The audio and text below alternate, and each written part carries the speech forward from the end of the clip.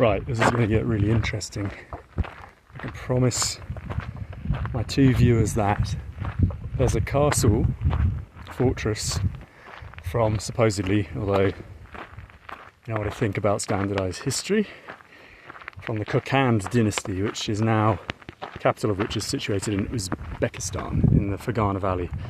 I'm in Kyrgyzstan now, in the Batken region, and I saw a couple of years ago a very thin, couldn't even call it a blog really, just some information on there being this ancient kind of fortress in a place that's pretty inaccessible rather.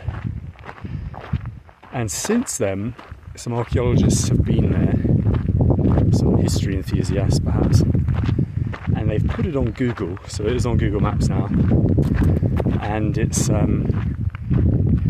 got 6 reviews, all of which are just your typical unhelpful 5 stars, awesome, yes, this is a castle kind of crap. I just don't understand why people bother doing reviews if they're not going to put anything practical in them. So, I arrived in Batken yesterday from Razakov, and I was supposed to get up at 8 a.m. No, 6 a.m. my alarm went off, because obviously it's really difficult to get to unless you're willing to pay a really inflated amount for a taxi, of course. But it's around 80 kilometres in the mountains, which is a lot, given that this is the best road thus far.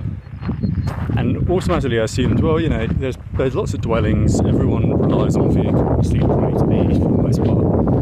So it's just really a question of walking and then stopping or flagging a vehicle, right? Well, this has got to be one of the only instances where that's clearly not going to be possible. As we've just driven in the only public transportation,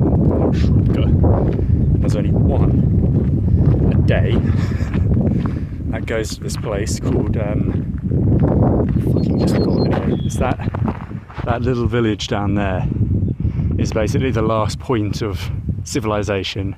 I assume maybe there's a couple of hundred people there.